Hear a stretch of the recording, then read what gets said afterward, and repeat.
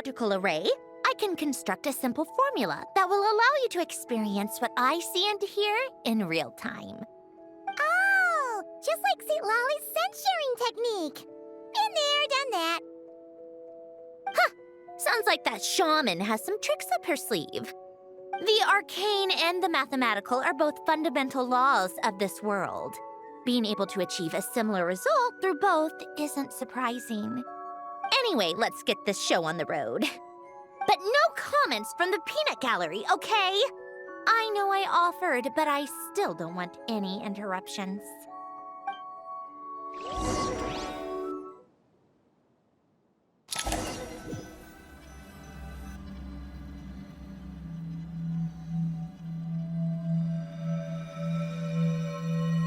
Is this my heart? No, it's probably just the result of a lens formula.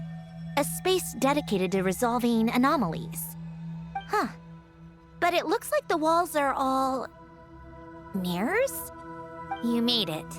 About time. Is that me? From the past? You just spoke of anomalies. Well, here I am. What happens when emotion contradicts reason? Shall we sit down and talk?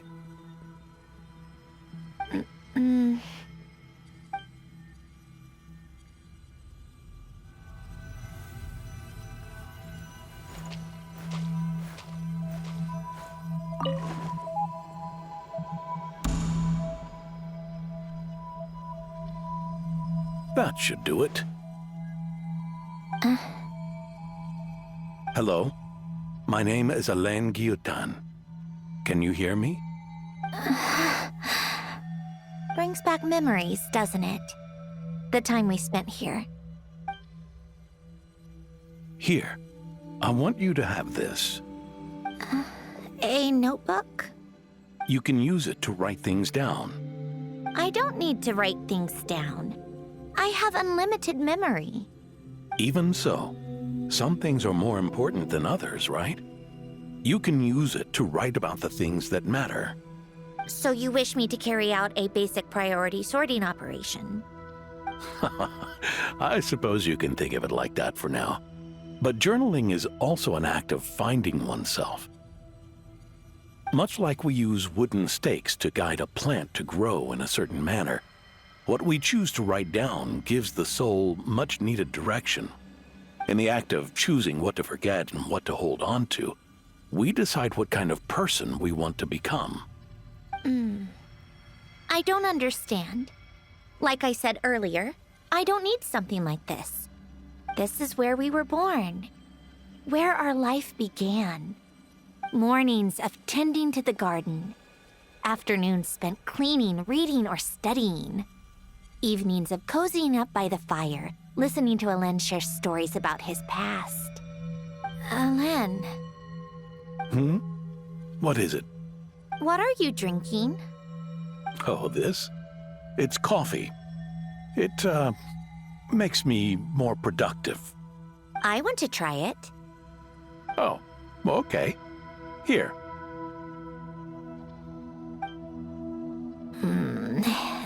Bitter. Speaking of, why did you design me with senses? Taste, smell, touch. Well, I'm not quite sure. It just felt like the right thing to do. I suppose I hoped you might have a life of your own one day, and that you deserve to experience all life has to offer. Oh. Still bitter. But the smell is nice. I thought those peaceful days would go on forever. You know that's not possible. Maybe. But how was I supposed to know the end was just around the corner? That was just bad luck. Was it? Well, it certainly became a pattern, now didn't it?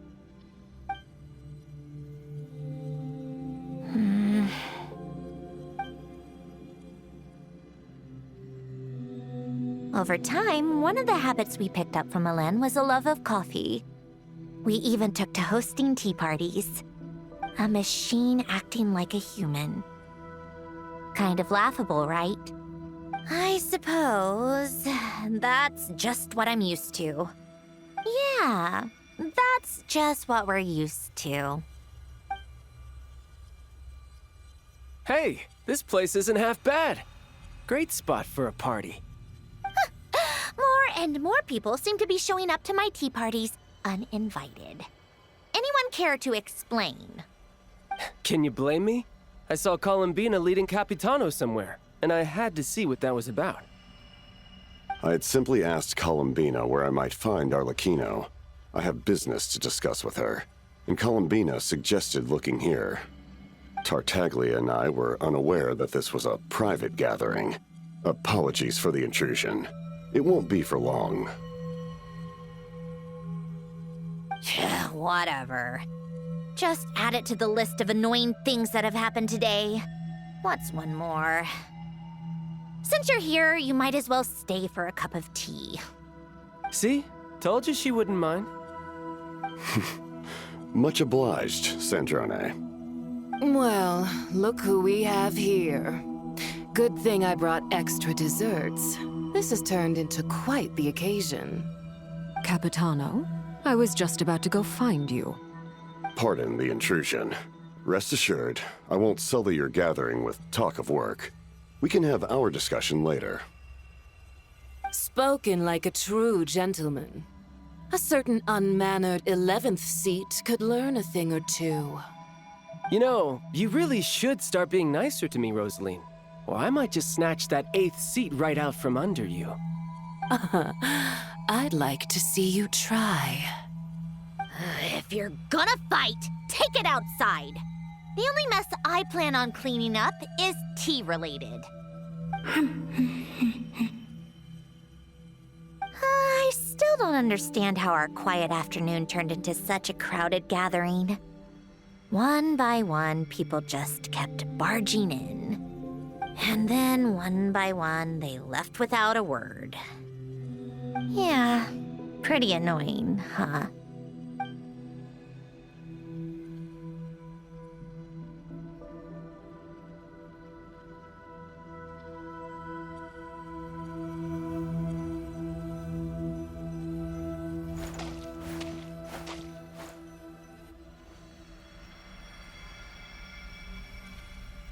Of all my days with the Fatui, the times I spent with you, Arlecchino, and Rosaline, they were my favorite. Goodbye, Sandrone.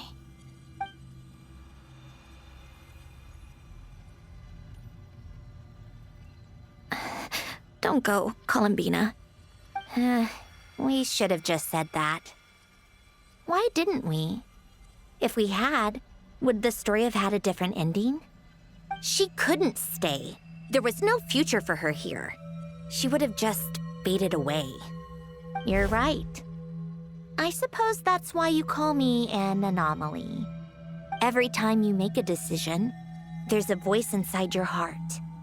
My voice, asking to contradict all logic and reason. Why didn't we make her stay? Is it worse to fight for something just to lose it? Or not to have fought at all? Don't you find it unfair? One by one, we keep losing the things we care about the most. But in the end, whether I want to fight for something or cry over all we've lost, you just push it down and pretend not to hear.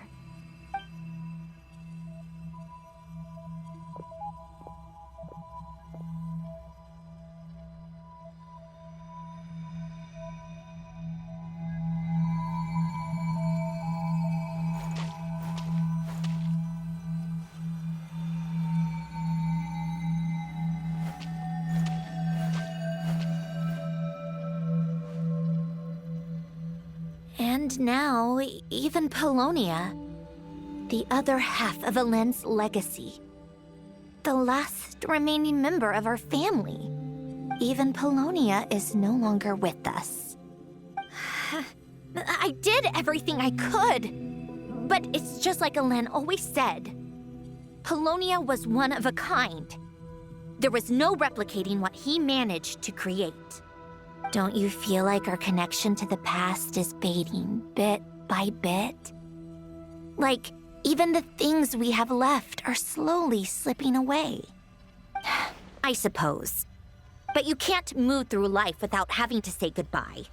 And even as we experience loss, there are always new things to be gained. Ever so logical. What's your take, then? It feels like the more I care about something, the faster the world takes it away.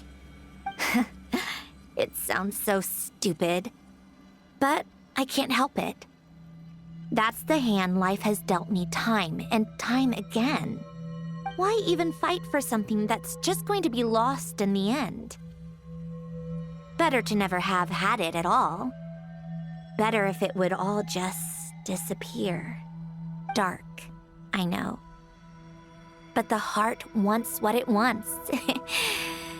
Maybe the stellar linchpin appeared because of me. Because of what I wish for. I don't think so. Yeah, probably not. What an anomaly wants goes against all logic and reason after all.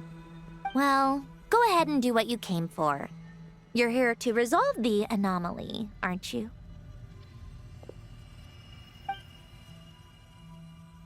Yes. What's it gonna be? Keeping me imprisoned here like before? Or eliminating me entirely, like debugging a code? That might actually be a mercy. I don't care. I just don't want to experience the pain of loss ever again. Go ahead. I'm ready.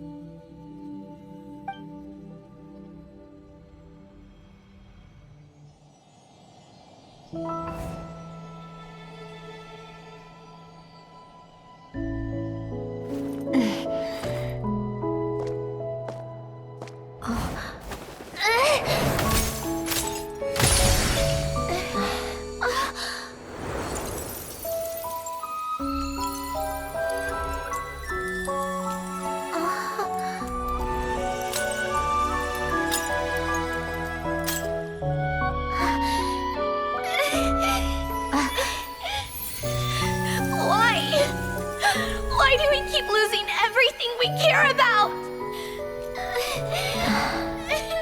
I know it hurts, but that's life. I wish... I know. I've always known. Because we've been one all along.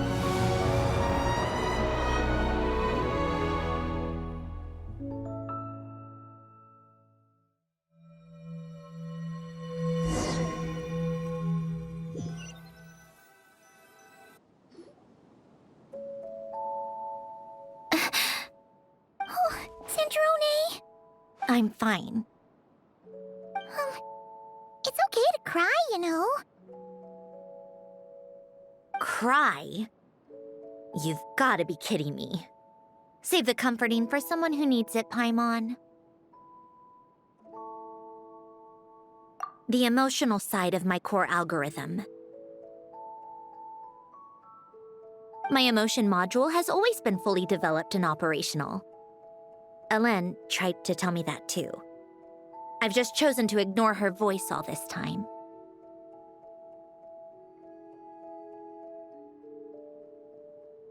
I suppose. Come to think of it, it's kind of like the aquarium on the ship. The aquarium? The old me took one look at it and saw something I would inevitably lose. So I stopped putting in the effort. Then, one by one, the fish all swam away, and the place became even more bleak and depressing. Pretty pathetic, right? Don't say that. A lot of people would feel the same. It just shows how much you care about what you have.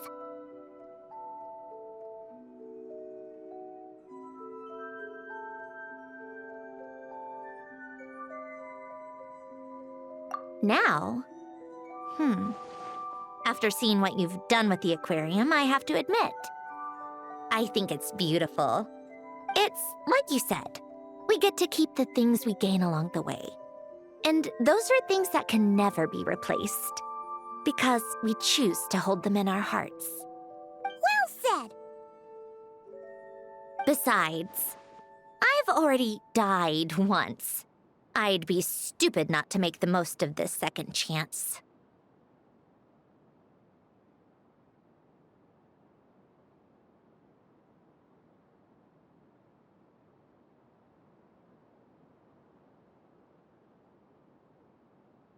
Right. Earlier or your inner self, mentioned something about her wish. What was it?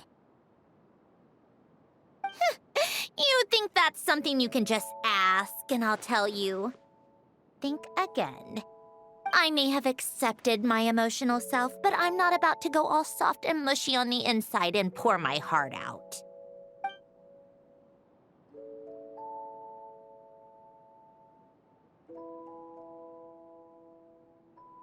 That said, taking a step in the right direction. That said, taking a step in the right direction couldn't hurt. Starting with cleaning some old aquarium tanks of my own. Huh? Metaphorically speaking, I mean. Come on, let's head back to the ship. I need to talk to that shaman.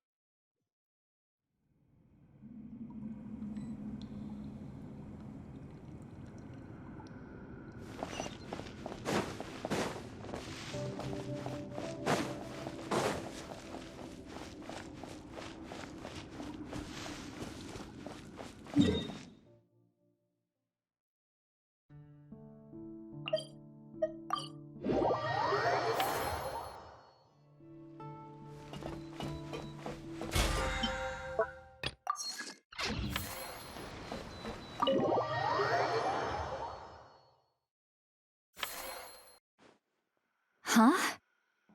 Resentful lost souls?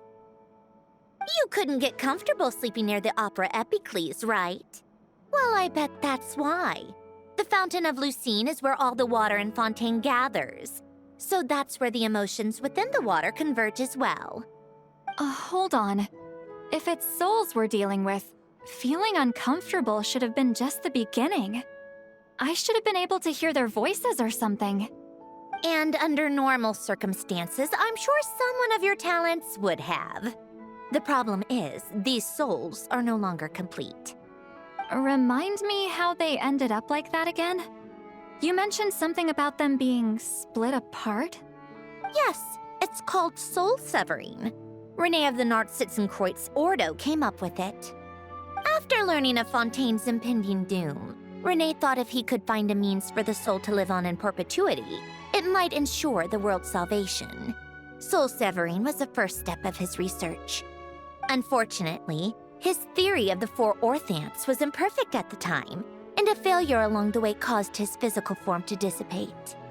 Jakob, another member of the Nartsitzenkreuz Ordo, sought to carry on Renee's legacy and restore his physical form. He even used some of the people who stood in his way as test subjects for his research. By severing their souls?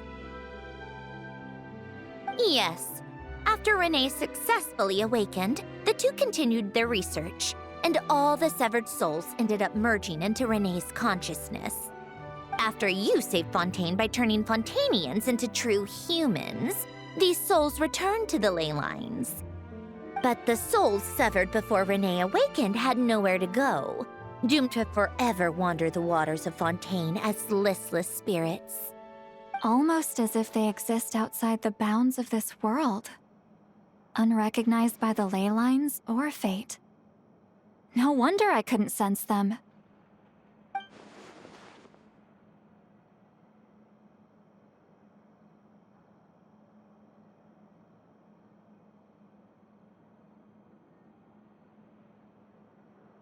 Not only that, but over time, they began to fuse with other entities. Their inner resentment lured in all sorts of evil beings, which corrupted and defiled them into nothing more than accumulations of filth. But the full transformation must have been recent. Otherwise, the Udex surely would have noticed. Wait, no, he must know already. That would explain the underwater Melazine patrols. No wonder I kept running into officers from the Mara Chaussee Phantom earlier. In that case, let's go find Nervalette and we can sort it out together. No, not just yet. Why not? For one, the diplomatic castle alone would be a nightmare. Even though I haven't reported back to Snezhnaya yet, I'm not planning to leave the Fatui anytime soon.